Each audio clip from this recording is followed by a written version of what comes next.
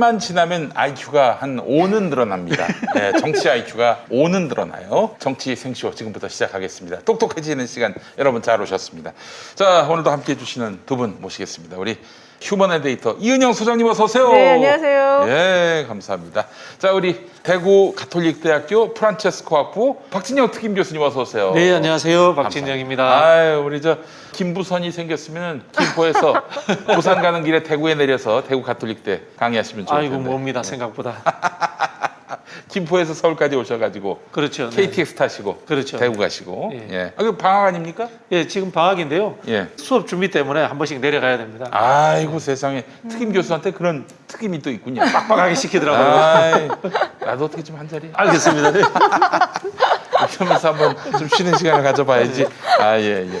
자, 오늘도 정치 생쇼 두 분과 함께 아주 정말 똑똑해지는 시간 갖도록 하겠습니다. 오늘 광고부터 가겠습니다. 아, 이 홍시 스무디 많이 더우셨을 거예요, 이은영 소장님. 예, 네. 플레이버의 홍시 스무디. 자, 무더운 여름을 위한 가장 건강하고 맛있는 스무디를 소개하겠습니다. 첨가물이 없어요. 보통 이런 데 꿀을 탄다든지 설탕을 탄다든지 할 텐데 그런 게 없습니다. 첨가물이 없어요. 오직 국내산 상주 홍시 100%로 만든 스무디입니다. 홍시 껍질을 벗길 필요도 없고 숟가락도 필요 없습니다. 냉동실에 보관했다가 꺼내서 아이스크림처럼 짜서 드시면 되겠습니다. 아이스크림처럼 달콤하고 부드럽지만 훨씬 건강하고 가볍습니다. 칼로리는 100kcal에 불과해서 다이어트 간식으로도 좋습니다. 또한 해썹 인증 제품인 건 기본이죠. 무더운 여름에는 인증된 위생시설에서 만든 제품인지를 잘 살펴봐야 합니다. 해썹 인증 제품은 대한민국 식품의약품안전처가 안전관리 인증을 한 시설에서 만들어진 제품이기 때문에 안심하고 드실 수 있습니다. 게다가 첨가물이 1도 없는 홍시 스무디인데요. 당분도 없고 방부제도 없습니다. 심지어 물도 안 들어갔어요. 농축액을 사용하지 않았다 이런 얘기인데 100% 상주 홍시만 들어 있습니다. 가격 정보. 요게 하나인데 150ml가 하나인데 15개가 33,000원. 20개가 43,000원. 30개가 63,000원입니다. 아, 점점 많이 사실수록 가격이 싸지죠. 30개 팩이 가장 경제적입니다. 자, 더운 여름 달달한 스무디가 땡길 때 김용민닷컴에서 애주원의 홍시 스무디를 만나보시기 바라겠습니다. 자, 한번 맛보도록 하겠습니다. 아, 그래요. 아이고, 저 사실은 이 감이라고 하는 홍시라고 하는 게 이제 초겨울에 나오는 거 아니겠습니까? 네. 이걸 여름에 시원하게 한번 드셔보시면 아우, 맛있다. 이거 진짜 맛있네. 아, 그래요. 감을 그대로 넣네요. 이게. 글쎄 이게 뭐, 예, 이거 예. 물이 하나도 안 들어갔네. 달달하니 뭐 설탕이 들어갈 것도 같은데 전혀 그렇지 않습니다. 야, 이거 한겨울에 살짝 얼렸을 때 우리 시골에 할머니가 숟가락으로 퍼가지고. 아, 이거 그렇게 먹으면 진짜 네, 맛있어. 그 느낌인데, 야, 맛있네. 아니 그 저기 영천이라고 하셨나? 예, 예, 경북 영천. 영천에도 감이 납니까? 아우, 감 많이 나. 상주하고 뭐 영천하고 그렇게 멀진 않으니까. 아, 농담이었습니다. 네, 네. 당연히 있겠죠. 네. 전국 어디서나. 예, 영천에 유명한 인물 김재동. 아, 영천에? 예. 오, 그렇군요. 영천에서 마시간 인물 김문수. MS 김. 예, MS. 아, 참 이거 안타깝습니다. 진짜 맛있다 근데. 네.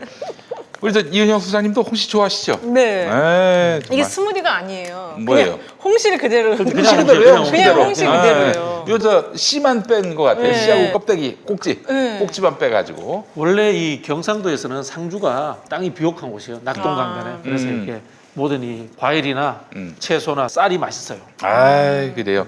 상주의 홍시로 만든 홍시 스무디 많은 사랑 바라겠습니다. 자, 오늘 정치 생쇼 본격적으로 이야기를 나누도록 하겠습니다. 7월 셋째 주입니다. 이제 한 달하고도 보름만 지나면은 민주당 대선 후보가 나올 줄 알았는데 한 5주가 또 더 늘어났습니다. 자, 현재의 그 지지율 어떻게 보시는지 우리 두 분께 좀 한번 현상 진단을 좀 부탁드린다면. 일단은 지금 윤석열 후보 지지율이 상당히 지금 많이 빠지고 있어요. 빠지고 있는 흐름 속에서 네. 이제 그 지지율의 낙수들이 어디로 가냐. 이게 지금 이제 이낙연 후보한테도 가는 것 같고 또 국민의힘 안에 최재형 후보에게로 가는 것 같거든요. 네. 근데 이제 이 안에서 민주당 같은 경우 경선 컷오프가 막 끝났잖아요. 네. 그리고 난 뒤니까 이게 굉장히 지금 지지율이 좀 어수선한 상황이고 네. 어떤 정향성을 갖기 어려운 상황이에요. 그러다 예. 보니까 이낙연 후보의 지지율이 상승을 한 거는 맞는데 가는데 그게 상승세를 탈 수 있는 정도의 지금 흐름을 가지고 가는 거냐 그거는 저는 조금 그렇게 보지 않고 있거든요. 그래서 지금 뭔가 이렇게 좀 튀는 조사들이 나오면 또 언론이 이걸 막 받아주고 글쎄 이러다 말이에요. 보니까 그러니까 이게 지금 전체적으로 막 판이 요동치고 있는데 이낙연 후보 혼자서만 막 지지율이 상승하는 것 같은 착시를 지금 일으키고 있는 상황이다 이렇게 말씀을 드릴 수가 있고요. 예, 예, 예. 이재명 후보 같은 경우는 지지율이 그렇게 큰 폭으로 빠지지가 않았어요. 자꾸 그치. 이제, 예. 빠졌다고 많이들 이렇게 이낙연 후보가 오르니까 예. 상대적으로 이재명 후보 지지 빠졌을 거라고 생각하는데 그렇게 많이 빠지지 않았고 음. 여전히 가장 중요한 거는 대통령 지지층과 민주당 지지층에서 당내 후보 중에 누굴 선택하고 있느냐 이게 가장 중요한데 그거는 여전히 지금 이재명 후보에게 표심이 많이 가 있다 이렇게 좀 정리할 수 있을 것 같아요. 네. 박진영 예, 교수님. 뭐 저도 뭐 비슷하게 보는데요. 결론을 내리자면 윤석열 하락, 이재명 유지, 이낙연 상승 이 흐름은 뭐 사실인 거죠, 소장님. 예, 그렇게 예, 보여지는데요. 조금 이제 저희가 차이를 두자면은 이런 부분이 있는 것 같아요. 우리 정치를 보는 시각이 저를 늘 두 가지라고 해요. 첫 번째는 비전, 두 번째는 게임으로 보는 경향이 있습니다. 우리 국민들이. 네. 그런데 한국의 언론은 비전을 볼 실력이 안 돼요. 그러니까 그래요. 순전히 게임으로만 봐요. 순전히 게임으로 보니까 여론조사가 발표되고 이 여론조사를 받아가지고 기사를 쓰고 이것이 흔히 하는 이제 밴드워건 현상을 일으켜가지고 지지율이 다시 올라가는 이 순환 구조를 잘 탄 사람이 사실은 윤석열이었어요. 네. 솔직히 말씀드리면 네네. 윤석열이었는데 이것들에 대해서 민주당에도 똑같이 지금 언론에서 적용하려고 하고 있다. 그리고 그 흔히 하는 수혜자는 현재 이낙연 후보다. 이 상황인 것이 저는 정확하다고 보여지고요. 이 상황들이 민주당 국민참여선거인단이라는 경선인단을 깼을 때도 똑같을 것인가. 거기에 대해서는 저는 뭐 장담할 수 없습니다. 이건 왜 그러냐면요. 네. 흔히 하는 우리 여론조사를 할 때는 중도 성향의 사람들, 무당파까지도 여론조사에 같이 집어넣어서 합니다. 그런데 우리가 경선인단을 모으면 어떻겠습니까? 경선인단은 철저하게 민주당을 지지하는 사람들 중심으로만 모여질 수밖에 없습니다. 이건 뭐냐면은 모집단 자체가 좀 더 진보적이어야 되고 모집단 자체가 좀 더 민주당 정체성에 맞는 사람들 중심으로 짜진다는 겁니다. 그런 측면에서 국민선거인단 경선과 여론조사는 차이가 날 수밖에 없다라고 이렇게 보시면 될 것 같습니다.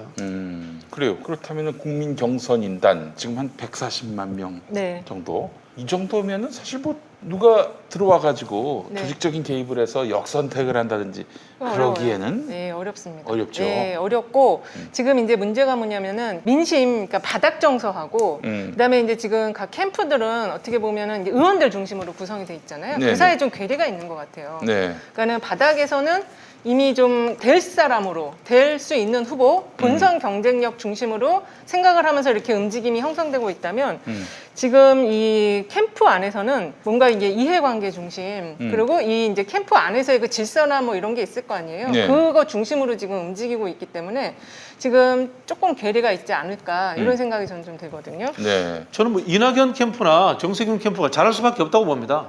이분들이 흔히 하는 당내의 국회의원들 중에 주류예요. 그렇죠? 주류라는 게 뭐예요? 정치 연습이 돼 있는 사람들이에요. 그러다 보니까 언론 플레이라든가 또는 뭐 여론전, 당원들이나 지지자들을 대상으로 한 SNS 여론전 이런 것들을 잘하고 있어요. 그러다 보니까 이 부분들이 좀 과대된 측면이 있고 이것이 이제 여론조사 수치가 올라가니까 아, 2강이다 이렇게 표현하는데 실제로는 조금 다를 겁니다. 네. 네. 아 그럼 여전히 1강 1중, 일강 나머지 일중이다, 현재까지는. 가약, 예, 예, 이렇게. 그렇게 볼 수 있을 것 같아요. 그러니까 어. 지금 언론이 이거를 좀 착시를 일으키기에 너무 지금 들뜬 보도를 하고 있다고. 재밌거든. 네, 그러니까 지금 자기들 입장에서는. 재밌어요. 자기들끼리 신났어요 지금. 게임 붙이는 거죠. 네. 아까도 말씀드린 것처럼. 근데 사실 드라마 중에 드라마는 지금의 정세균 지지율이었던 이재명 후보가 네. 1위까지 치고 올라간 거 아닙니까? 그거야말로 재밌는 건데 그거는 별로 재미없어. 그런 거는 보도를 안 했어요 네. 그동안. 뭐 네. 제대로 조명도 안 해줬고 그냥 재판결과 그것만 반짝 이재명을 이렇게 부각시켜줬을 뿐인데 대법원에서 작년 7월에 무죄로 네. 선고가 났을 때. 근데 최근에 이제 이낙연 후보가 그게 치고 올라가니까 이런 게 있는 거예요. 한국 사회의 기득권이 국민의힘이라면 우리 안에 또 기득권이 또 존재하는 거예요. 친언론적이고 또는 뭐 친자본적이라는 표현까지는 제가 못 쓰겠습니다만은 친중도적이고 하는 뭐 그런 우리 안의 기득권과 우리 안의 귀족도 같이 존재하는 겁니다. 그게 이제 이낙연이라는 얘기를 하고 계신 것 같아요. 차마 말을 못합니다. 그걸 저는 이낙연 후보라고 이야기 안 했습니다. 이낙연 후보보다 더한 사람이 있습니다. 아니, 예. 이렇게 후보들의 경우에 있어서 그렇게 이제 자신의 문제 또는 자신의 어떤 도덕성에 가까운 문제들이 제기가 돼서 이제 그걸로 계속 자기가 이제 그걸 방어해야 되는 상황이면은 지지율이 당연히 빠지거든요. 근데 이재명 지사님 같은 경우는 지난번에 자기 재판 있을 때도 네. 지지율이 딱 정체를 하고 있더라고요. 네, 제가 네. 그 이제 지지율 추이를 쫙 봤는데 네. 자기 지지를 유지하고 있었다는 게 상당히 그게 독특한 흐름이거든요. 그러니까 고정 핵심 지지층이 있다는 거예요. 네. 이번 지금 이 상황 속에서도 지금 뭐 이낙연 후보가 사실 상승을 뭐 급 반등세라고 언론들이 많이 지금 표현을 하고 있는데 그런 속에서 이 정도 치고 올라오면 이재명 지사 지지율이 확 빠지는 게 보여야 되거든요. 그렇지. 이게 없어요. 그런 현상은. 그 제로섬이라고 말씀하셨잖아요. 그렇죠. 예. 그래서 제가 이런 생각까지 합니다. 네. 지금 윤석열 지지율은 빠지고 이낙연 지지율은 상승세다. 네. 윤석열이 야 네. 지금 중요한 건 민주당의 경선인데 지금 윤석열을 우리가 지지하지만은 네. 일단 지금은 전략적으로 이낙연을 지지한다라고 얘기하죠. 네, 네. 그래놓고 이낙연 지지율을 막 높여가지고 그 흐름을 만들어서 이낙연이 민주당 짱 먹고 본선 후보로 올라오면 그때 다시 이제 원대로 복귀하는 이런 건 아닌지. 그걸 역선택이네. 그렇죠. 그게 역선택. 역선택이죠. 근데 이게. 그 대통령 선거에서 그 정도 역선택은 현실적으로 좀 어렵고요. 예. 차라리 해석을 이렇게 하는 게 맞죠. 둘 다 중도지향적인 부분이 있으니까 옮겨 탈 수 있다. 이렇게 저는 뭐 해석하는 것이 맞지 않겠나 그런 그래도 생각이 듭니다. 윤석열을 지지하는 사람이 이낙연을 지지할 수도 있다. 그건 좀 사실 근데 이재명을 지지하던 사람이 이낙연으로 가긴 더 어렵거든요. 지금 그러니까, 상황상. 그렇죠. 예, 그러니까 지금 좀 가능한 해석이 윤석열을 지지하던 호남의 젊은 층과 뭐 약간 중도 성향의 층들이 윤석열 지지하다가 이게 빠지면서 이낙연으로 간 흐름도 있고 그다음에 이제 기본적으로 이재명 지사가 그 바지 발언에 의해서 좀 빠진 측면도 좀 있고 이렇게 지금 상황을 봐야 될 것 같아요. 근데 이제 그렇죠. 지금 이 상황에서 가장 중요한 거는 이낙연 후보가 그러면 자기 메시지를 가지고 상승을 한 거냐 자기의 뭔가 컨텐츠가 있어서 상승한 거냐 이게 아니고 반사적으로 지금 상승을 한 거거든요. 자기 메시지는 있긴 있었죠. 어떤 게 있었어요? 군필 원팀. 그거는 이제 곧 아마 효과가 반영이 될 겁니다. 역효과가. 역효과가 곧 나올 겁니다. 예. 윤석열 총장이 초반에는 굉장히 좀 중도적인 척했어요. 제3지도 그렇죠. 이야기했는데 그렇죠. 네. 정치 선언하면서 누가 그 이야기했잖아요. 새로 나온 황교안이다. 네. 굉장히 태극기 수준의 목소리를 냈단 말이에요. 네. 그러면서 중도에 있던 표들이 떨어져 나온 거예요. 말씀하신 것처럼 호남의 젊은 유권자들일 수도 있고 그런 부분들이 떨어져 나와가지고 조금 중도적이고 갈 수 있는 온건한 이낙연 후보 쪽으로 갔다라는 그런 해석은 저도 가능할 것 같아요. 네, 왜냐면 포지션이 옮겼거든요. 우측으로 옮기면서 이 중앙에 있던 게 이재명 지사로 가기에는 약간 아직 그렇죠. 이재명 지사는 더 왼쪽에 있으니까 가기 왼쪽에 어렵고. 있으니까 바로 가기가 조금 어렵고 그 중간쯤에 있는 이낙연 후보에게로 갔을 수 있다. 이렇게 해석을 할 수 있을 것 같아요. 네, 알겠습니다. 그러면 결과적으로는 지금 상황에서는 이낙연 후보가 많이 오르긴 했지만은 네. 이게 어떤 대세를 흔들 만한 에너지를 갖고 있는 건 아니다. 아니죠. 그건 이제 지금 하기 나름이죠. 저는 이게 아무래도 사람들이 그러니까 지지자들, 이제 민주당 지지자들이나 지금 대통령 지지율이 상승을 했잖아요. 그러니까 그 속에서의 이제 민주당 후보를 선택할 때에는 본선 경쟁력을 가장 중요하게 볼 것이고 본선 경쟁력 중에서도 확장성을 가장 중요하게 볼 거예요. 지역적인 확장성, 이념 성향적인 확장성 이런 것들을 중요하게 볼 거기 때문에 그렇기 때문에 지금 아직도 지난주 조사까지 다 분석을 해보면 여전히 그 상당히 이제 지지를 받는 거는 이재명 후보거든요. 그 격차가 꽤 나요. 여전히 한 20%포인트 가까이 나고 있어요. 네, 네. 알겠습니다. ARS를 보면은 지금 많이 쫓아가는 양상이고 전화 면접 같은 경우는 여전히 그 격차가 상당하고 참 ARS를 믿어야 되나 네, 이거는 이거는 대면을 이제 믿어야 하나. 제가 덜 전문가니까 제가 먼저 이야기하고 소장님이 늦게 네. 이야기하시는 게 좋을 것 같은데요. 네. 이 한국 정치의 허약함과 대한민국 언론의 이 선정주의의 고질병이에요. 이게 똑같이 말씀드리는 게 예. ARS라는 부분들이 보여주는 현상이 한국 정치의 이제 피상적인 부분들 그런 부분들을 그대로 보여주는 건데요. 제가 앞서서 이야기했지 않습니까? 정치를 보는 게 비전이라는 것과 게임으로 보는 게 있다 이렇게 말씀드렸죠. 네. ARS가 전형적으로 게임에 이용당하고 있는 거예요. 서로가 이용하는 거죠, 사실은.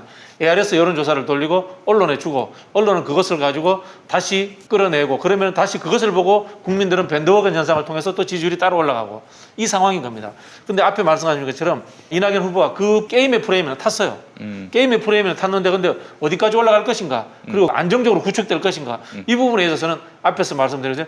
비전의 측면이 같이 존재해야 되는 겁니다. 윤석열이 똑같이 이 상황을 겪었는데 비전에서 실력이 없다라고 판명이 났기 때문에 다시 지금 지지율이 빠지는 거거든요. 네네. 그럼 이재명 지사는 그 차이가 뭐냐? 이 게임의 법칙이 한 번도 탄 적이 없어요. 탄 적이 없는데 반대로 비전의 역할을 가지고 이제까지 올라온 거예요. 그렇지. 성과만을 가지고 올라온 네. 거예요. 그럼 역으로 이야기하면 뭐냐? 이재명 지사도 똑같이 게임에 탈 수 있는 그런 것들을 만들어내야 돼요. 그런 것들을 만들어내는 것들이 예를 들자면 한 번 정도 팍 튀어가지고 지지율이 한 30% 중반대로 확 올라간다거나 이런 상황들이 벌어지면 그걸 탈 수 있는 거예요. 그렇지 않으면 계속 비전을 지키고 있어야 되는 거고.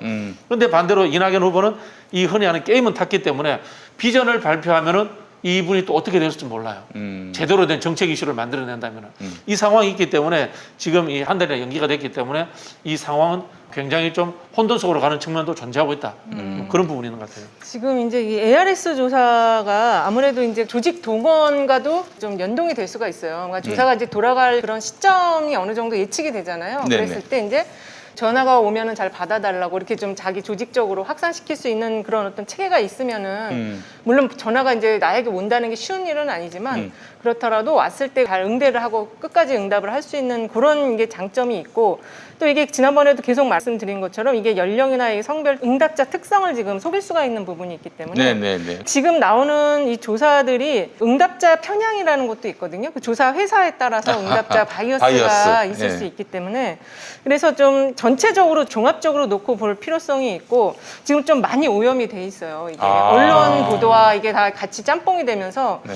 그리고 착시 현상을 너무 많이 지금 주고 있거든요. 각 캠프에서도 지금 뭐 3% 올랐는데 마치 8%의 기세를 가지고 있는 것처럼 막 얘기를 한다든지. 그래프 이상하게 그래서 딱 붙게 네, 만드는 거. 막 그렇게 하다 나는 보니까 양아치 짓입니다. 네, 그거는. 그거는 좀 적절한 건 아닌데 그런 지금 같이 막 하고 있으니까 그래서 자기 지지층 안에서도 이게 흔들리는 게 있어요. 왜냐면 이제 이게 격차가 있는데 계속 딴 쪽에서 격차가 붙었다 하면 이게 확인하지 않는 이상은 자기 지지층들이 막 흔들리거든요. 지금 이재명 지사 지지층이 약간 그런 것 같아요. 그런 부분이 있을 거예요. 네, 그래서 그런 것들에 대한 거를 좀 조직적으로 이게 안정화시킬 수 있는 게 지금 이재명 지사 쪽이 조금 부족한 것 같고 이낙연 후보 같은 경우는 이제 그런 게 좀 비교적 잘 돼 있으면서 이번 경선 과정에서 한 번도 네거티브를 받은 적이 없잖아요. 그리고 그 안에서 자기 메시지의 톤, 자기 목소리를 내는 걸 조금 이제 한동안 많이 떨어져 있었잖아요. 이제 자기가 그걸 조금 감을 찾은 그런 흐름이었기 때문에 이런 현상이 나타나지 않았나 그렇게 저는 보고 있어요. 네. 저도 초장님한테 질문이 하나 있는데요. 네. 뭐 이런 게 가능할까요? 예를 들자면은 ARS 여론조사가 돌아가는데 회선을 엄청나게 많게 하고 네. 그다음에 전화번호를 뭐 02 몇 번을 하고 네. 그다음에 단기간에 한 두세 시간 동안에 회선을 최대치에서 바짝 돌린다. 그럼 그쵸. 조직적 대응이 가능할까요? 그렇게 하면 가능할 수도 있고요. 예전에는 어떤 게 있었냐면 착신이라는 게 있었어요. 착신이죠. 네, 아, 그래갖고 그렇죠. 맞아. 집 전화 뭐 이것저것 막 10개씩 가지고 내 핸드폰으로 다 이거 착신을 걸어놓는 거예요. 그게 특정 지역에서 굉장히 심각해가지고 예. 항상 그게 문제가 된 적이 있었거든요. 지금은 못합니까? 지금은 못하죠. 못하지만 그래도 착신을 걸어놓으면 그걸 확인할 수가 없어요. 네, 착신을 막 여러 개, 막 20, 30개 번호를 쫙 이렇게 제가 핸드폰으로 정말 참. 연동시켜 놓으면 아이고. 네. 그래요, 알겠습니다. 자, 이제 경선이 5주 더 연장이 됐습니다. 그렇죠. 우려하는 목소리가 많습니다. 지금도 네거티브가 과열됐다라는 얘기를 하는데 5주가 더 연장되면은 이 당이 이러다가 정말 통비박산 나는 거 아닌가 이렇게 보는 시각도 있는데 5주 연장이 누구한테 이롭고 누구한테 해롭다고 보세요? 일단은 이재명 지사 측에서는 이제 5주가 조금 자기 정비를 할 수 있는 아주 귀한 시간을 얻었다고 볼 수 있을 것 같아요. 네, 특히 이제 조직 부분에 있어서 그 네. 캠프 구성을 보면은 예. 이낙연 후보 측은 상당히 대선 경험 있는 의원들도 많이 포진해 있고 언론인들이 또 많이 포진이 돼 있거든요. 그리고 네. 아무래도 호남을 베이스로 기반을 갖고 있기 때문에 민주당의 권리당원층이 또 상당 부분 호남에 많이 있기 때문에 그런 것들이 좀 잘 원활하게 지금 안정적으로 가는 반면에 이재명 지사 쪽은 그게 많이 부족하더라고요. 이 언론과의 어떤 대응, 미디어 대응에 대한 것도 좀 부족하고 일단 의원들이 목소리를 내는 사람이 하나도 없어요. 그러니까. 네, 그게 지금 가장 큰 문제고 그러다 보니까 밑에 군사들은 쫙 있는데 지휘자가 없어요. 그래서 요걸 한번 지금 지휘 계통을 점검할 수 있는 귀한 5주의 시간이 주어졌다. 그리고 아마 이제 네거티브에 대해서도 지금 이재명 지사님 현재 현직이시잖아요. 네. 그게 상당히 자기 스스로에게 거는 부담감이 있을 거거든요. 이 속에서 네거티브가 왔을 때 내가 어느 선까지 방어를 해야 되는지에 대한 그 수위를 이번에 조금 이제 고민을 하실 기회가 또 시간이 주어졌다. 이렇게 볼 수 있을 것 같아요. 네거티브 검증 관련해서는 제가 우리 민주당 후보들한테 한계와 범위 제가 한번 써드릴게요. 네. 제가 늘 하는 이야기입니다만 첫 번째 정체성, 두 번째 실력, 세 번째 도덕성. 이 기준으로 해야 되고요. 도덕성 부분에서는 실수를 검증할 필요는 없어요. 실수라는 것은 실수를 잘못하고 사과하면 끝인 거고 사생활 관련해서는 사생활을 파헤치면 안 돼요. 다만 관련해서 거짓말을 했느냐 안 했느냐 이 부분은 좀 확인할 필요가 있고 그다음에 하나 또 사생활 관련해서 그것이 개인적 이익 편취를 통해 가지고 불법적 요소가 있었느냐. 예를 들자면 이런 겁니다. 우리 윤석열 총장 사무 이야기 나올 때 과거에 직업이 뭐 어땠다 이런 이야기 나오잖아요. 그거는 할 필요가 없어요. 그거는 해서는 안 되는 거예요. 직업 문제는. 그러나 직업이 어떤 이익 편취를 위해서 활용되었다. 그리고 불법적 요소가 있다. 그러면은 그거에 대해서는 검증해야 되는 거예요. 지금 미디어 환경이 굉장히 많이 달라져 있는데 유튜브에서도 굉장히 자극적인 그런 것들이 지금 나오고 있고 그리고 또 미디어에서는 또 상당히 그 클릭 조회수 장사 중심으로 이게 좀 헤드라인이나 이런 것들이 많이 잡히는 경향이 있거든요. 그러다 보니까 이 미디어 대응 능력이 굉장히 중요하고 그 안에서 후보의 멘탈을 지켜주는 게 굉장히 중요한데 그렇지. 그게 좀 훈련이 상당히 요하는 거예요. 그게 왜냐하면 이게 일단은 뭔가 자기 문제가 갑자기 팍 터졌다 이러면 이제 머리가 하얘지고 이게 대응 능력이 확 떨어지거든요. 근데 캠프는 기본적으로 그거를 아주 제3자가 있든지 하여간서 그거를 전면적으로 잘 대응을 해줘야 되는데 이번에 그게 좀 많이 부족했던 것 같더라고요. 일단 경선 연기돼서 불리한 사람은 이낙연 후보입니다. 이낙연 후보가 제일 불리해요. 아, 그래요? 그렇죠. 당연하죠. 지금 왜냐면은 이번에 경선 연기하는 거에 대해서 제일 떨떠름했던 분이 이낙연 후보 쪽이에요. 아, 그래요? 그게 정답이에요. 이게 그렇게 보면. 상승세를 탔는데. 상승세를 그럼요. 탔는데. 우리가 네. 저기 뭐 축구나 스포츠 할 때 네. 상대 진영이 상승세하면 이게 타임아웃 해갖고 딱 맥을 끊잖아요. 네. 그렇죠. 시간적으로. 그럴 때 이제 침대 축구 막 나오고 그렇죠. 하잖아요. 지금 딱 그 맥이 끊겼어요, 갑자기. 그렇구나. 예. 그래서 난 이재명 후보한테 좀 해로울까 싶었는데 이게 전혀 그렇지 않습니다. 그렇지 않고. 이게 좀 깝깝한 측면이 있는 게 이낙연, 이재명 구도로 이제 언론이 만들어 가버리거든요. 그러면 이제 추미애 후보라든가 정세균 후보라든가 이런 쪽에서 적절한 메시지를 내야 되는데 못 내고 있어요. 아하. 그렇죠. 이게 참 아쉬운 거. 아까 제가 말씀드렸지만 게임과 비전이 있는데 비전 관련해서 지금 대선 국면에서 이슈가 된 것은 기본소득 하나밖에 없어요. 예. 솔직히 말씀드리면 모든 후보들이 정말 분발해야 됩니다. 지금 정세균 의원 쪽은 현역 의원들이 굉장히 많은 걸로 알고 거기가 제일 있습니다. 숫자가 아주 많고요. 네. 당 경험이 많은 의원님들이 많이 포진돼 있어요. 오히려 지금 제일 문제가 이제 정세균 캠프 쪽인데, 근데 이제 저희는 그냥 그 당 내부를 알기 때문에 대외적인 메시지를 안 해도 이제 권리당원이라든지 네. 조직적인 것들의 준비는 돼 있지 않을까 생각을 하는데 그게 이제 진짜 그런지 어떤지. 근데 지지율이 저렇게 안 나오면 의욕이 떨어져 버려요. 그렇죠. 의욕 상실 상태가 힘들어지죠, 진짜 안에서. 아니, 저 들리는 소문에 기초해서 네. 지금 각 캠프의 분위기는 어떻습니까? 캠프 분위기 추미애 캠프 분위기 제일 좋대요. 그 현역 의원 없잖아요. 현역 의원 없고 뭐 캠프 그래 가도 됩니다. 제가 늘 하는 이야기지만 실력 없는 국회의원들 필요 없어요. 지금 중앙집권적 대통령제 국가에서는 대통령 만드는 건 국민들이 만드는 겁니다. 추미애 캠프가 몸도 가볍고 후원금 빵빵하게 지금 들어와 글쎄 있고, 말이에요. 네, 예. 막 간섭할 사람 없고 그냥 원하는 대로 쭉 밀고 나가면 되는 그렇죠. 가장 좋은 그림인 거죠. 이낙연 사실- 캠프는 너무 과열돼 있는 것 같아요. 그쪽은 좀. 좀 예. 흥분돼 있고 네. 그분들이 갖고 있는 기본적인 어떤 품이나 어떤 그 평정심 이런 것들이 좀 상실된 제가 보기 것이 아닌가. 평가점 이런 것 같아요. 이낙연 캠프는 관군들이 주축이야. 관군들. 네. 관군들이 주축인데 큰 의욕은 없는데 위에 장수들은 이렇게 경험이 많은 장수들이 있어서 굉장히 열성적으로 하고 있어요. 그런 상황이고 이재명 캠프는 밑에 의병들이 주축이야. 열기는 뭐 보통이 넘어요. 네. 근데 위에 흔히 하는 장수들이 문신들 출신이야. 전쟁 경험이 없는. 그래요? 그러니까 뭐 우왕좌왕해요. 네, 그렇고 정세균 캠프는 관군도 오래된 관군들, 장수들도 오래된 장수들인데 될까 말까 지금. 예. 그래요. 지금 보면은 이낙연 캠프 쪽은 약간 이 그 손바꿈이 있는 것 같아요. 그러니까 이제 처음에 초기에 캠프를 구성해서 이렇게 힘을 막 쓰던 분들이 뒤로 좀 많이 빠진 것 같고 그 안에서 이제 약간 권력의 어떤 파워의 어떤 싸움 같은 게 있는 듯한 그런 느낌이 좀 있더라고요. 그래서 새로 파워를 얻은 사람은 과열되게 막 세게 나가는 그런 좀 느낌이에요. 네. 그래서 제가 봤을 때 이낙연 캠프는 별 의욕이 없는 관군들, 밑바닥 관군들한테 의욕을 불러일으키는 그런 그 모멘텀을 만들어줘야 되고 이재명 캠프는 문관들 데리고 계속 그 전쟁을 치를 것인지 아니면 하다못해 하사관 군인들이라도 데려와서 군인들을 데려올 건지 그런 고민을 해보셔야 됩니다.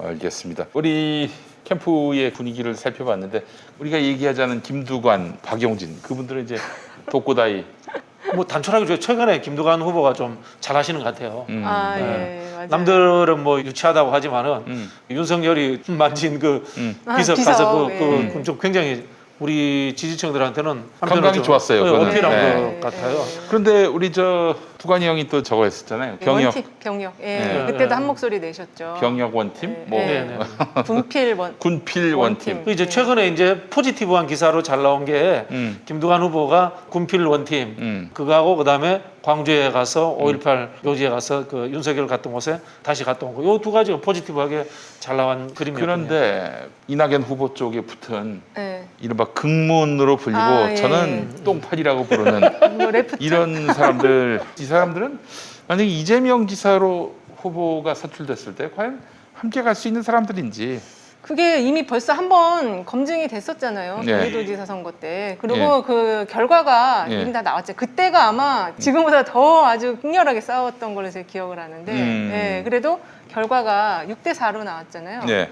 그러니까 그 얘기를 많이 했다고 하더라고요. 유튜브 방송에서 이제 진보 쪽에 있는 유튜버들이 거기하고 손절 안 하면 결국에는 화를 입는다. 네. 많이 조언을 해줬는데 지금 그러지 않고 있다고 걱정을 많이 하긴 하더라고요. 네. 예. 근데 지금 이낙연 캠프가 그쪽하고 제휴하는 거는 그야말로 독배를 마시던 게 아닌가 하는 생각도 들고요. 왜 그러냐면은 김경수 지사 재판이 이제 선고가 내일인데 네. 결국 드루킹과의 어떤 그런 연결고리 때문에 상당히 좀 재판 전망이 안 좋다는 얘기를 들었습니다. 물론 그런 전망과 무관하게 무죄로 해서 파기완성돼 가지고 정치적 재기의 기회가 마련되기를 바라는 마음을 갖습니다만은 결국 이런 자들 도저히 이게 민주당 지지자라고 볼 수 없는 직업적 지지자들, 직업적 댓글로? 네. 댓글로 직업 댓글. 2% 댓글로? 예, 도대체 이 사람들의 출처가 어딘지 트위터 가보면은 자기 얼굴 드러내놓는 사람이 거의 없어요. 다 또 실명도 아니고 대부분 다 닉네임 갖다 쓰고 맞아요. 또 당 게시판은 도저히 그 당원 게시판은 접근도 못할 정도로 그들이 아예 그냥 장악을 해버리고 당원 게시판에서는 좀 과도한 언행이라든가 이런 것들에 대해서는 좀 징계를 해야 돼요. 제재를 해야 된다라는 생각이 들고요. 정치를 하다 보면은 팬덤이라는 것에 대한 유혹이 생길 수밖에 없고 사실 팬덤이 있어야 돼요. 근데 그것을 자기 중심을 갖고 있으면은 어느 정도 제어하고 흔히 하는 균형감 있게 끌고 갈 수 있는 거예요.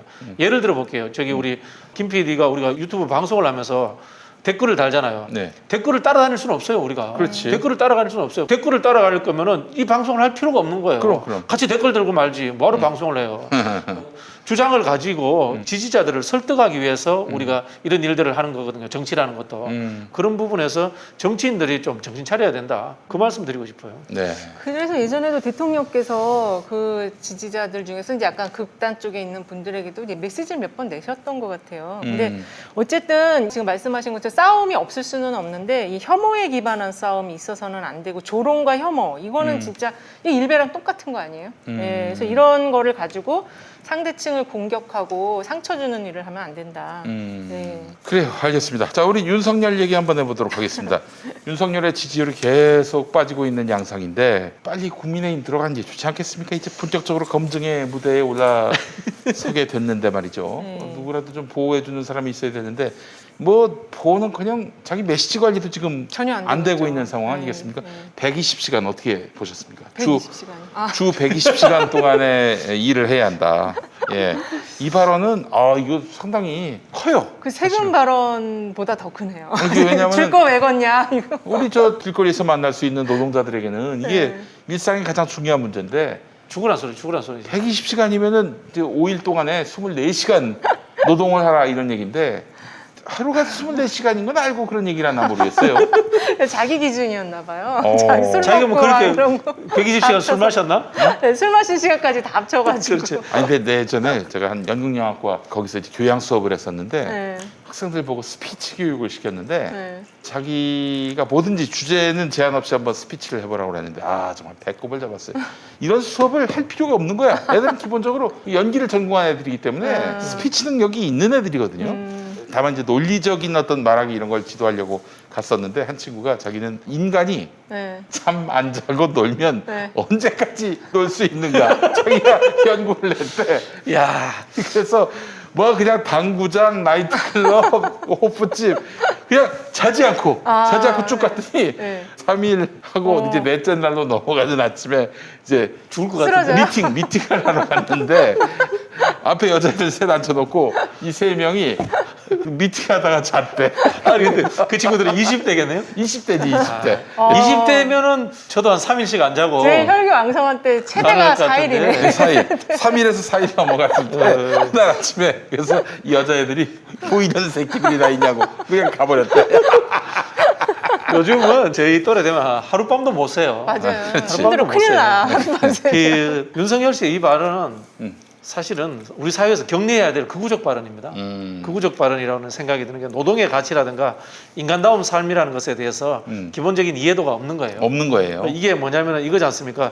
주 52시간을 비판하면서 주 52시간이 경제적으로 성장하는데 좀 역효과를 냈다 이야기를 하려고 하는 거지 않습니까?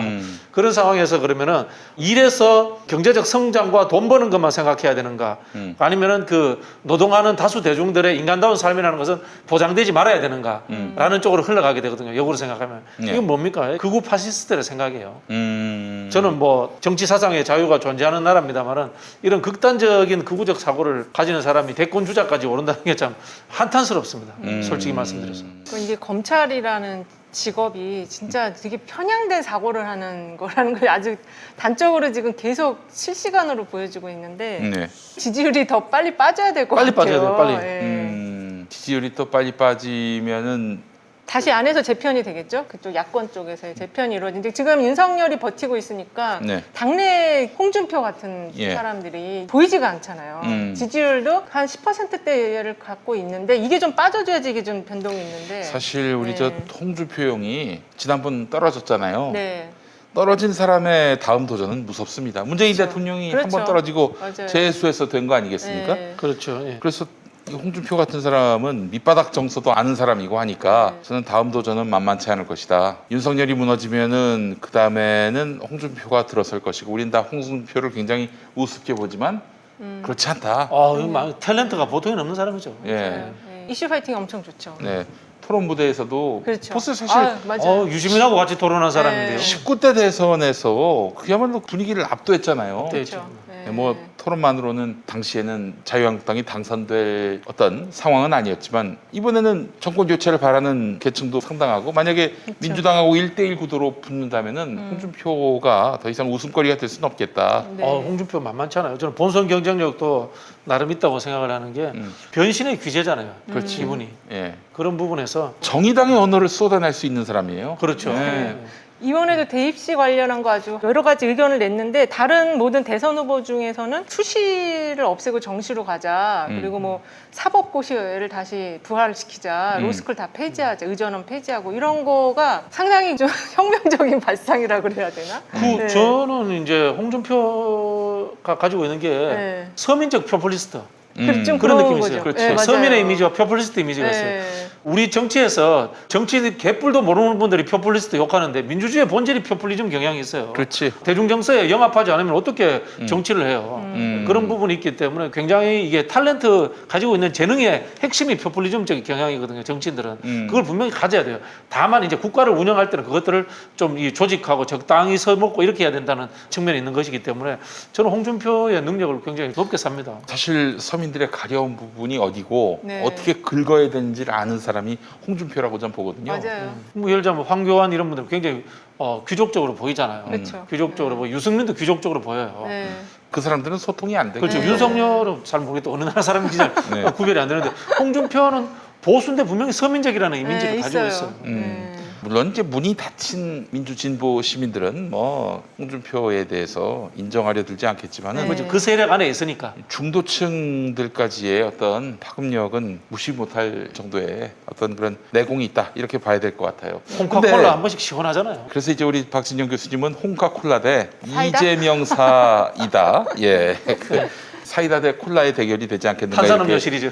보시는데 근데 홍준표가 결국 이제 국민의힘 안에서 지지를 받을 수 있겠는가? 그러니까요. 엄청난 견제를 받을 겁니다. 예. 너무 싫어할 것 같아요. 기본적으로 또 김종인, 이준석의 김종인, 전 배우라고 이준석 보는데 신주류들이 엄청나게 싫어할 겁니다. 그거를 뚫고 올라설 수 있을지 물론 저는 그런 저력도 있다고 보는데 결국 이제 윤석열 지지율이 얼마만큼 또 하락하느냐 이게 또 변수일 것 같습니다. 네. 근데 윤석열이 아무리 좀 하락세긴 하더라도 15%가 무너지고 10%가 무너지고 이렇게까지 갈까요? 그렇게까지 가기에는 아직은 한 15%까지 가는 것도 시간이 좀 걸릴 것 같아요. 빨리 가도록 근데 네. 만들어야 돼요. 아 그래요? 빨리 윤석열이 뭉쳐져 있는 게 아니라 반문재인 전선, 그다음에 정권 교체를 바라는 사람들의 전선이기 때문에 그 전선을 흐트려버려야 돼요, 빨리. 아 지금 이제 그게 수습이 안 되게. 많이 좀 빠지긴 했어요. 그러니까 지금 한 51, 2% 나오는데 56%대에서 많이 좀 빠진 상황이긴 한데 대안으로 나올 수 있는 사람이 보수층에서 이 사람으로 가야 되겠다라는 게 좀 확실하게 보이지 않는 이상은 유지를 할 것 같아요. 저는 제일 위험한 상황이 윤석열 지지도가 한 15%에서 20% 유지가 되고 네. 국민의힘 후보가 뽑았는데 한 25%에서 30% 된다.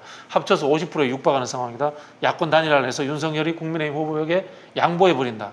이 상황이 저는 최악의 상황이 될 수 있거든요. 그거를 만들려고 하는 거 아니에요? 그렇죠. 그렇게 네. 지금 제가 보기에는 김종인 영감이 그런 프로그램을 짜고 있는 것 같아요. 네. 그렇기 때문에 윤석열을 빨리 셧아웃 시켜가지고 전선 자체를 완전 무너뜨려 버려야 된다.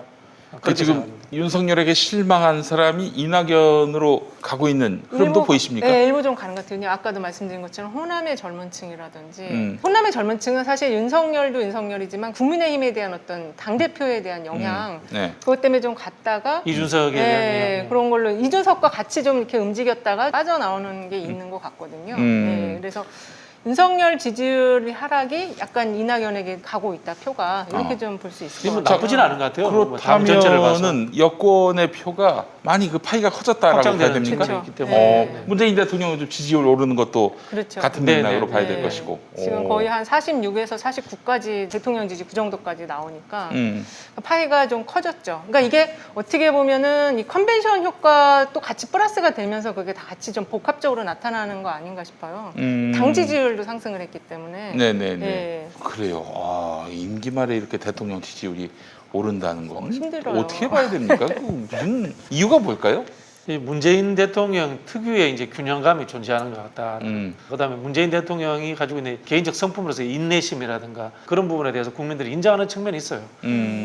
문재인 대통령 정권 시절에 한두 개 실수가 있더라도 인격적인 부분에서의 존경심이 바탕이 되어 있기 때문에 뭐- 웬만해서 거기서 잘 이탈하지 않으려고 하는 경향이 있어요. 친인척 비리 이런 것들이 없죠? 전혀 없으니까. 그렇죠. 네, 예. 나온 게 없고 그리고 그것도 있는 것 같아요. 이게 이제 탄핵을 통해서 만든 대통령이기 때문에 국민들이 지켜야 된다는 그 감정이입이 돼 있는 거죠. 네, 감정이입이 돼 되는 있어서 좀 잘 못하더라도 더군다나 지금 코로나 상황이기 때문에 그런 것들을 좀 감안을 해서 지켜주는 그게 있는 것 같습니다. 과거에 우리가 노무현 대통령이나 네. 한명숙 총리에 대한 지몬미 네. 이런 부분들까지 모두가 다 이제 감정이입이 돼 있는 거죠. 그렇죠. 이게 우리가 뽑은 대통령이 실패해서는 안 된다라는 게 그럼 내가 지금 정체성이 훼손이 되는 거잖아요. 내가 뽑았기 때문에 네네네. 그런 면도 있는 것 같아요. 그래서 사실은 국민의힘이 문 대통령에게 정말 저질 공세를 펼칠 때마다 아유 저거는 길게 보면은 차차 꼴릴 텐데. 그러니까요. 네. 아. 국민의힘이 잘못하는 게 정통 보수는 무슨 이야기를 하냐면 경제와 성장론을 가지고 진보를 공격해야 돼요. 근데 그걸 가지고 제대로 공격하지 못하는 거예요.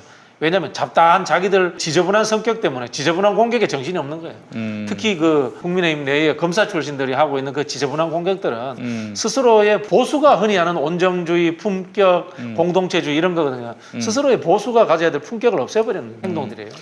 알겠습니다. 최재형은 얼마만큼 성장 여력이 있다고 보세요? 그래서 지금 5.6이니까 한 6%대 보면은 한 11, 2%까지는 가지 않을까 싶은데. 아, 그래요? 네, 10%대까지는 갈 것 같아요. 근데 우리는 최재형이 뭘 보고 지지를 해야 한다고?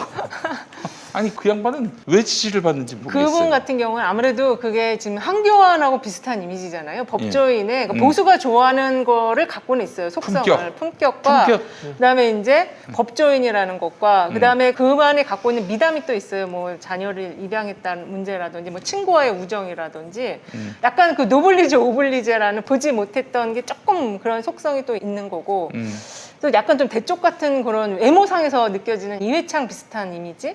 그러니까 이미지적인 스타일적인 면에서 보수가 약간 좀 좋아할 만한 그런 속성을 가지고 있다. 아, 근데 저는 자기가 모시고 있는 대통령 뒤통수 때리고 말이죠. 네. 그 임기 중에 직을 유지하면서 대권을 꿈꾸는 이 자체는 제대로 된 보수라면은 뭐 저런 인간이 다 있나라고. 기회주의자죠, 그렇죠. 기회주의자. 네. 전형적인 뭐 배은망덕한 기회주의자죠.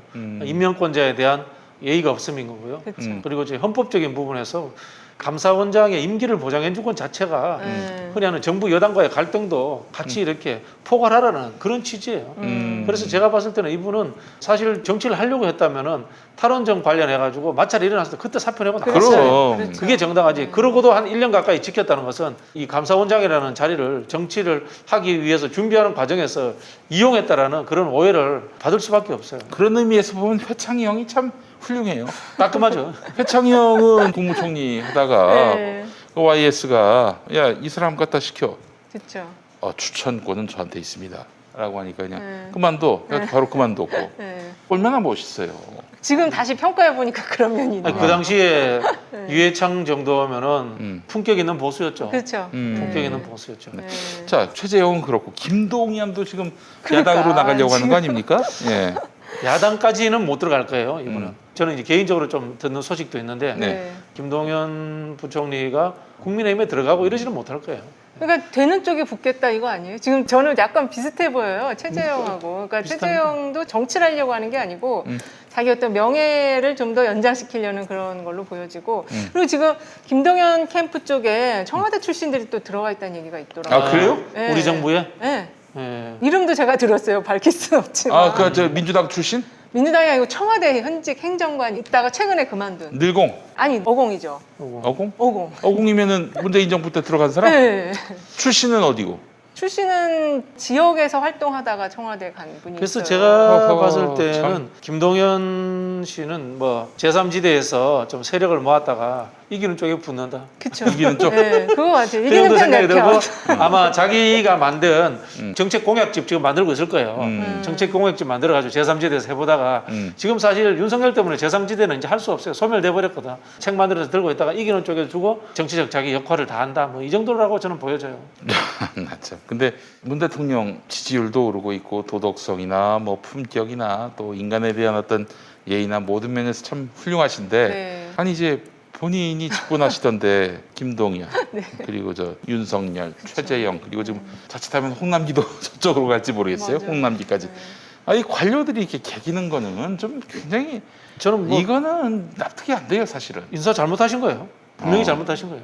분명히 잘못하신 거고. 이게 결국에는 탕평 차원에서 네. 코드 인사 쓰지 않고 탕평 차원에서 아니, 저 기용한 건데. 더 말씀드릴게요. 초기 정책실장했던 장하성, 음. 안철수 캠프 거기도 실패한 인사였고요. 어허. 제가 봤을 때는 대통령제에 대한 이해 부족이에요. 대통령제의 장관은 그냥 세크리터리입니다. 내각제에서는 미니스터지만 참모가 아니에요. 대통령 마음대로 하는 거예요. 대통령제는. 왜냐하면 대통령이라는 선출될 권력에 의해서 모든 것들을 위임받아서 관료들에게 일부 나눠주는 거예요. 대통령이 다 하는 거예요. 그런 측면에서 뭐 탕평하고 이런 거 말도 안 되는 이야기입니다. 그냥 코드 인사해야 됩니다. 그 인터넷 신문인데 청주일보 사설을 보고 제가 감동을 했습니다. 어떤 내용인데요? 사설 내용이 너무 좋아요. 다른 무엇보다도 우리나라 같은 경우에는 지금 어공들이 어쩌다 공무원이 된 어공들이 요건 욕대로 다 먹잖아요. 뭐 그쵸. 낙하산 인사다 네. 뭐다 해가지고 또 뭐 자질 부족이면 또 그땐 또 무능 네, 프레임으로 무능 또 프레임. 공격을 당하고 그런데 결과적으로 따지고 보면 다 이 늘공들이 덕보는 그런 맞아요. 언론 플레이란 말이죠. 결국 그래서 야 믿을 건 늘공밖에 없다 해가지고 임기 말쯤 되면 거의 관료들 세상이 돼요. 돼버리는 맞아요. 거고 네. 또 관료들이 정권 초기 개혁 정부가 들었으면은 초기의 장관들 네. 바로 그냥 우리 뭐, 국민들이 갖고 있는 그 사고가 왠지 알죠? 저는 그 식민사관이라고 생각해요. 식민사관 식민사관이라는 게 뭔가면은 일제강점기 때 일본 사람들이 한 것 중에 하나가 조선왕조는 당쟁으로 망했어. 그게 있어요. 그러다 보니까 조선 사람들은 늘 당파를 만들어서 싸우는 사람들이야. 거기서부터 정당에 대해서 아주 사적 이익 집단이다라는 나쁜 견해가 포함되어 있어요. 네 그러다 보니까 선출된 사람들을 별로 선호하지 않아요. 그렇지 제가 예를 들어볼게요. 우리 한국의 지방의원이 한 4,000명 가까이 됩니다.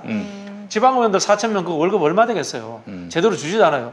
그 4,000명이 아무 일도 안 하고 노는 것처럼 하지만은 그로 인해서 흔히 하는 와치독의 효과가 있어요. 관료들을 이렇게 감시하는 효과가 분명히 존재합니다. 그 4,000명 월급 얼마 되지도 않아요. 그런데도 불구하고 우리 어떻게 이야기하면 무용론을 이야기해요. 지방의회 무용론. 절대 무용론이 아닙니다. 지켜보는 그 감시자의 역할만 해도 충분히 그 역할을 하고 있다. 이런 말씀을 드리고 싶고요. 그 실제로 그래서 개혁 정부에서 장관 세우면은 밀공들이 뭘 합니까? 그 자리에 앉지 못하게 뭐 어디 가서 축사하셔야 됩니다. 엄청 뺑뺑이 그렇죠, 그렇죠. 돌리죠. 뺑뺑 돌리고 네. 해외 출장 보내고 맞아요. 그래서 결국에는 아무 일도 안 하고 뭐 사고 크게 맞아요. 한번 터지면은 경질되고.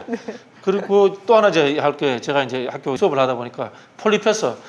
폴리페서가 제대로 많아야지 나라가 잘 돌아갑니다. 그렇지. 요새는 폴리페서는 좀 긍정적으로 보는 면이 있더라고요. 요즘은 좀 그런 거예요. 네. 전형적으로 미국이라는 나라가 폴리페스의 나라잖아요. 학교에서 수업하다가 집권하면 정부에 들어갑니다. 그렇지. 정부에 들어갔다가 야당이 되면 학교로 돌아가거나 아니면 싱크탱크로 갑니다. 네. 그렇게 해서 정책을 아카데믹한 게 아니고 현실에서 구현할 수 있는 것들을 만들어내는 것들이 폴리페스예요. 우리나라 폴리페스가 제대로 없어서 이 모양인 거예요. 나쁘게 이야기하면. 예전에는 그 폴리페서가 안 좋은 의미를 썼는데 요새는 폴리페서는 지금 말씀하신 것처럼 자기 철학에 의해서 정부에 참여하고 또 거기에 대한 책임도 같이 지는 형태로 이해를 하는데 지금 문제가 폴리널스트하고 폴리서처예요. 지금 폴리서처가 아주 문제입니다. 폴리서처. 지금. 그 여론조사. 네, 리서처. 폴리 플러스 리서처. 저는 거기에 제 입장이 분명한데 네. 폴리 하려면 서치 안 해야 된다. 네, 아. 맞습니다. 예. 왜냐하면 이게 약간 심판의 역할이 비슷한 게 그렇죠, 존재하거든요. 그렇죠. 서치에서는. 네. 네. 근데 제가 조사 안 하잖아요. 오. 이걸 리뷰를 하기 위해서 조사를 안 합니다. 아. 다만 저는 공공 조사는 해요. 예. 네, 그렇기 때문에 제가 만약에 진짜 대선 후보 조사를 하고 싶다면 리뷰를 하면 안 돼요. 이게 비교하고 그렇죠. 뭐 동의합니다. 평가하고 분석하는 걸 하면 안 되고 그리고 이게 지금 폴리서처의 영향력이 과거에 비해서 엄청 커졌어요. 그렇지. 이게 여론조사가 나오면 그걸 언론이 받아갖고 이거 여론 그 메커니즘이 있기 때문에 네. 조금 튀어서 나오면 더 언론이 잘 받아지거든요. 그러니까 기자들보다도 여론조사 전문가들을 더 신뢰합니다. 더 신뢰하죠. 그리고 그렇지. 후보는 절대적입니다. 네, 그리고 그 나온 데이터에서 자기의 운명이 결정될 수도 있는 경우가 그렇지. 있을 수 있거든요. 예. 저도 과거에 네. 뭐 여론조사 회사를 다닌 적도 있고 네. 여론조사 좀 하거든요. 네. 안 하잖아요. 이제 정치적 멘트를 하기 위해서는 여론조사를 그렇죠. 안 그건 하는 좀 분리가 되는 게 윤리의식이에요. 그거는 직업 진짜 윤리. 그 모든 컨설팅사들도 당연히 그렇게 합니다. 그러면 폴리널리스트 바로 이제 정치적 기자들, 네. 정치 기자들, 네. 예, 정치부 기자가 아니라 언론인으로 활동하면서 실은 정치를 하는 거야. 네. 이런 사람들도 좀 문제다. 대표적인 이런 게 얘기죠? 이동훈 그렇지. 같은 사람이 이동훈. 바로 있다가 그냥 이동훈은 좀 양아치죠. 그렇죠. 제가 봤을 때는 양아치입니다. 네. 예, 거의. 근데 사실 뭐 말씀하신 대로 미국 같은 경우 보니까 정부가 바뀌면은 국장급까지 정무직으로 네, 그렇죠. 쓴다고 하대요. 10만 명 바뀝니다. 야, 건강검진 아니 때문에. 저는 국장급이면 늘공들 장차관 정도만 이렇게 좀 정무직 이후 나머지는 다 있는 늘공들 갖다 쓰는 게 이제 우리의 어떤 틀이라면은 어공은 조금만 들어가죠. 이 사실. 미국은 뭐 그냥 국장까지 싹 간다고 하고 프랑스 역시 대략 한 7만여 개의 직위를 임명할 수 있다고 하는데 독일 같은 경우에는 아예 정당에 집권하면은 들어가서 일할 공무원들이 독일은 선출직 갈 사람, 그리고 공무원을 갈 사람 이렇게 정당 구조를 나눠 놓는데요. 더 중요한 건 뭐냐면 공무원 갈 사람이 당을 더 주도해요. 그렇지. 예. 그리고 재밌는 게 독일은요 정당이 주청사, 시청사에 다 들어가 있어요. 그래요? 국가 조직으로 인정을 해줘. 아하. 지금 우리 못 들어가잖아. 정치 중립인데. 정치 중립. 아. 우리 정치 중립이라는 표현도 정말 잘못된 게 정치 중립을 하라는 거는 당파적 중립을 하라는 건데 예. 공무원들이 정치를 안 해요. 정치가 뭔가 하면 민주주의예요. 민주주의적 절차나 수용 과정을 거치잖아요. 특히 요즘 김영란법 되면서 더 생긴 문제가 공무원들이 국민들과 소통한다가 이런 거 안 하려고 해요. 정말 큰 문제예요. 윤석열이 집권하게 된다면은 늘공들의 세상이 되겠죠? 그렇죠. 검찰들의 세상이 되죠. 늘공이 집권하는 거니까 실상은 예. 늘공이 집권하니까 늘공의 세상이 되는 거고. 지금 그 공직 사회를 정말 혁신해야 되는 게 제가 프랑스 예를 들어볼게요. 재밌게도 프랑스의 정치인들은 대부분 공무원 출신이에요. 공무원 출신이고 무슨 에꼴그랑 에꼴그랑 출신인데 엘리트들인데 문제는 뭐냐면 이분들은 10년 이상 근무 안 해요. 한 10년 하고 근무하고 나와버려요. 그리고 또 공무원에 정당 가입이 가능해요. 어허. 그러다 보니까 한 10년 정도 되면은 공무원으로서 국가 운영 시스템의 이해도가 높아지거든. 그럼 나와서 정치하는 거예요. 그때부터 이제 역관제에서 정무직이 되는 거예요. 그러니까 이제 정치하는 사람들이 국가 행정도 다 이해하는 사람들이 하고 있는 구조예요. 근데 우리는 고위공직자들 고공단위를 만들어 놓고도 또 정년을 보장해줘. 이거 정말 제가 보기에는 말도 안 되는 짓이라는 생각이 들고요. 공무원들의 고위공직자들의 정년 보장부터 저는 없애야 된다고 생각합니다. 책임 행정이 될 수 있도록. 지금 이렇게 그 문재인 정부에서 일했던 고위 공무원들이 대선 출마를 선언하는 게 네. 지금 이 레임덕이 없는 이거를 이분들이 본 적이 없어서 저러는 거 아닌가 싶어요. 아. 예전에는 이게 이제 대통령이 거의 이제 다 쫓겨났다시피 해서 나왔잖아요. 당연히 내쫓았잖아요. 또 식물인간이 된다든지. 거의 예. 그리고 완전히 레임덕에 빠져가지고 아무것도 못하는 상황이 됐는데 지금 곧 아마 레임덕이 들어갈 거야 이렇게 판단하고 저렇게 잘못된 판단으로 나오는 거 아닌가 그런 생각이 좀 들거든요. 네, 알겠습니다.